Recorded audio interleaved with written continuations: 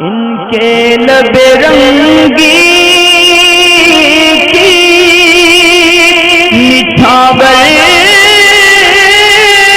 تھی کہ جس نے عاشق انصاری معلوم یہ کرنا چاہتے ہیں کہ انبیاء، نبی اور رسول میں کیا فرق ہے؟ کیا یہ جناتوں اور فرشتوں کے اندر بھی ہوتے ہیں نبی وغیرہ یا نہیں ہوتے؟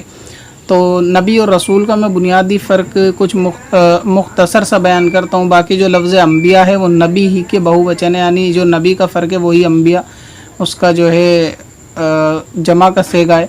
اور نبی اور رسولوں کے اندر جو بنیادی کچھ فرق ہیں وہ یہ ہیں کہ نبی کے لیے مرد ہونا یعنی انسان ہونا ضروری ہے اور رسول کے لیے انسان ہونا ضروری نہیں ہے.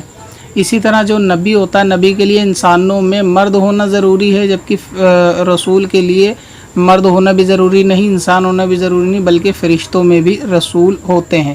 یعنی فرشتوں میں رسول تو ہوتے ہیں لیکن نبی نہیں ہوتے. اسی طرح نبی جو ہوتے ہیں وہ اللہ تعالیٰ کے احکام کو ان کے بندوں تک یعنی اللہ تعالیٰ کے بندوں تک پہنچانے کے لیے آتے ہیں. جو اللہ تعالیٰ ان پہ وحی کے ذریعے احکام نازل کرتا ہے وہ نبی بندوں تک پہنچاتے ہیں. اور رسول یہ ہوتے ہیں کہ وہ بھی مطلب احکام تو پہنچاتے ہیں مگر ان کو نئی شریعت یا پھر نئی کتاب دی جاتی ہے. یعنی نبی اور رسول میں ایک بنیادی فرق یہ ہے کہ نبی کے پاس نئی شریعت اور نئی کتاب نہیں ہوتی، جبکہ رسول کے پاس نئی شریعت اور نئی کتاب ہوتی ہے. یا تو نئی شریعت ہوگی یا پھر نئی کتاب ہوگی تو وہ رسول کہلاتے ہیں.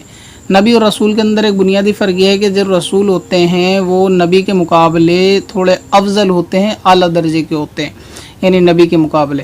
اور سارے نبی وہ رسول نہیں ہوتے کیونکہ ان پہ سب پر کتاب نازل نہیں ہوئی. اور سارے رسول جو ہوتے ہیں وہ نبی ضرور ہوتے ہیں، یعنی جتنے بھی رسول ہیں وہ نبی ہیں. مثال کے طور پہ حضور علیہ السلام ہمارے نبی کو دیکھو کہ آپ یہ نبی بھی ہیں اور رسول بھی ہیں، کیونکہ جو رسول ہوگا وہ نبی بھی ہوگا. تو کیونکہ ہمارے حضور پہ ایک نئی کتاب نازل ہوئی قرآن پاک، نئی شریعت ہے، لہٰذا یہ رسول ہوئے. اور نبی کیا ہوتا ہے کہ وہ نئی شریعت اور نئی کتاب نہیں لاتے بلکہ اللہ تعالیٰ کے احکام کو آگے بڑھاتے ہیں اور جو پچھلی شریعت آتی ہے ان کو آگے تک فارورڈ کرتے رہتے ہیں. مثال کے طور پہ کوئی والد کسی کے نبی ہیں، اب ان کی اگر اولاد نبی ہوگی تو ضروری نہیں اولاد کے لیے نئی کتاب آئے، یہ والد کی شریعت کو آگے بڑھا سکتے ہیں، پھر ان کے بیٹے ان کی شریعت کو آگے بڑھا سکتے ہیں. تو اس طرح یہ نبی ہوتے ہیں. پھر آگے چل کر کوئی رسول آئیں گے، نئی شریعت یا نئی کتاب آئے گی تو پچھلی شریعتیں جو ہے وہ منسوخ ہو جائیں گی، تو پھر وہاں سے وہ رسول نئی شریعت نئی کتاب لے کے چلیں گے. پھر ان کے درمیان میں جتنے نبی آتے رہیں گے وہ ان کی شریعت کو آگے بڑھاتے رہیں گے. تو نبی اور رسول میں بنیادی فرق یہ بھی ہے کہ نبی اللہ تعالیٰ کے احکام کو لوگوں تک پہنچاتے ہیں، جبکہ رسول نئی شریعت اور نئی کتاب لے کر آتے ہیں. اور ہر رسول جو ہے وہ نبی بھی ہے. اچھا، یہ جو رسول ہوتے ہیں جو تبلیغ کرتے ہیں انسانوں کے لیے، تو یہ انسانوں کے رسول تو سب کے ہوتے ہیں مگر ان کے احکام پہنچانا صرف انسانوں پر ہوتے ہیں نہ کہ فرشتوں پر، کیونکہ جو فرشتوں کے رسول ہوتے ہیں وہ انسانوں کے پاس نہیں آتے.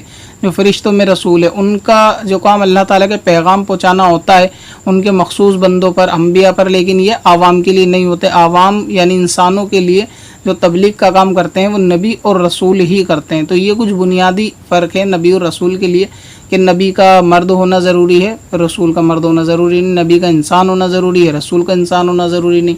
اور ہر نبی رسول نہیں ہوتا اور ہر رسول نبی ہوتا ہے. اسی طرح ہر نبی کو نئی شریعت یا پھر نئی کتاب نہیں ملتی، اور ہر رسول جتنے بھی رسول ہیں ان سب کو یا تو نئی شریعت ملے گی یا تو نئی کتاب ملے گی. جس کے بہت موٹی سی مثال یہ جو 4 کتابیں نازل ہوئی ہیں، توریت، انجیل، زبور اور قرآن، تو یہ چاروں جن نبی پر نازل ہوئی یہ سب رسول ہوئے کیونکہ ان پہ نئی کتاب ہے. تو جب رسول ہوئے تو یہ نبی بھی ہوئے، تو ان کو رسول اور نبی دونوں کہہ سکتے ہیں، جبکہ ہر نبی کو رسول نہیں کہہ سکتے. اور ایسے بہت ساری تعداد جو نبیوں کی ہے، انبیاء علیہ السلام کے، وہ بہت ساری تعداد ہے کہ جن پہ ساری کتابیں نازل نہیں بلکہ انہوں نے شریعت کو آگے اسی طرح فارورڈ کرائے. جیسے مثال کے طور پہ حضرت ایک واقع سورہ یوسف کا آپ نے پڑھا ہوگا، حضرت یوسف علیہ السلام کے یہ نبی ہیں.